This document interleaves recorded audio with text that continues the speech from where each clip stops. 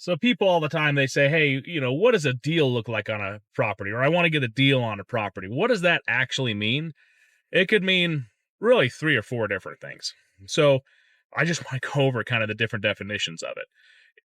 We're going to talk about 3 different scenarios. Flipping a house, if you're trying to be in the safest, least risky position possible. Buying a house, and then just in general, other good deal possible aspects. That'll be very nuanced and very individual. But first, flipping deal.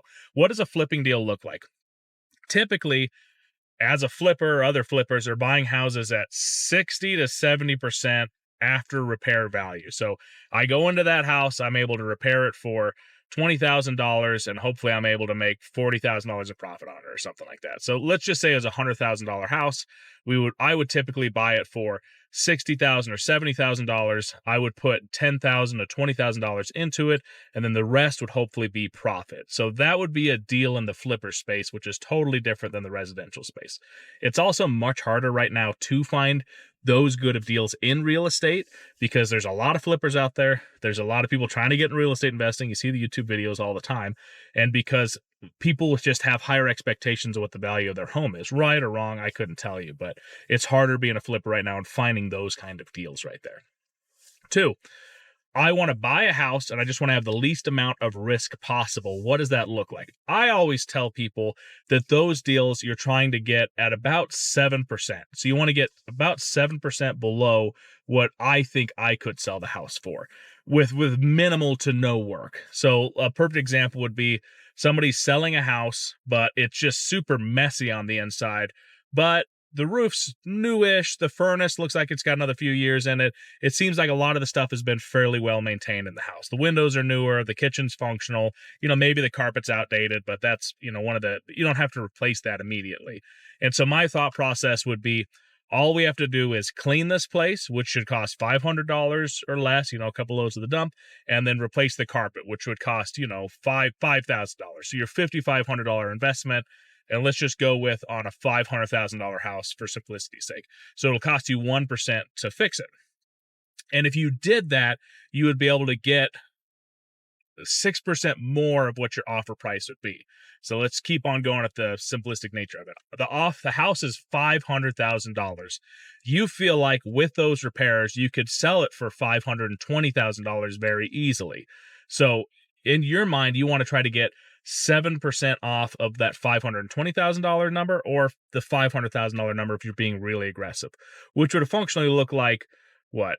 Minus 7 times minus $35,000. And so it would be you're trying to buy that house for $485,000 ish or $480,000 ish. The thought process behind the 7%, super simple.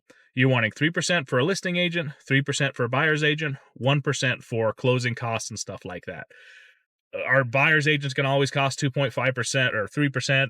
I don't know it, but that's kind of your worst case scenario. And it just makes it so that if hypothetically you bought that house, you bought it at a 7% discount, you're able to do those things super effectively, super efficiently, then your legs explode and you lose your job and you have to sell the house, that you'd be able to sell your house without a loss. That's the next nature of what we're trying to do, is trying to buy a house and immediately having to sell it and not doing that at a loss.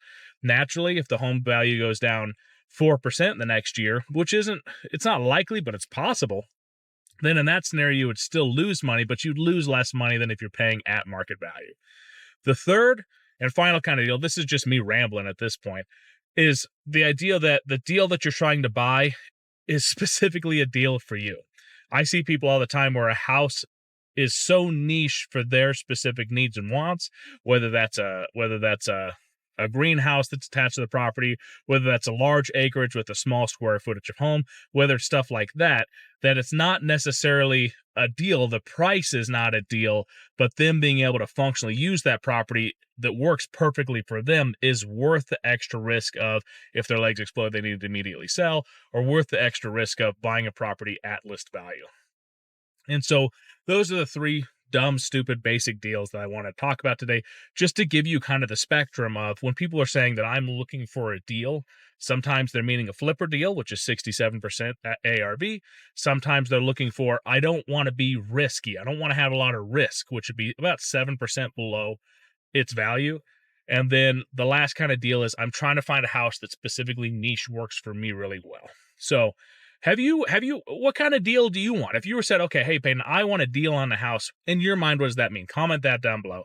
Other than that, I really appreciate you watching. I just hope you're doing well, and bye-bye now.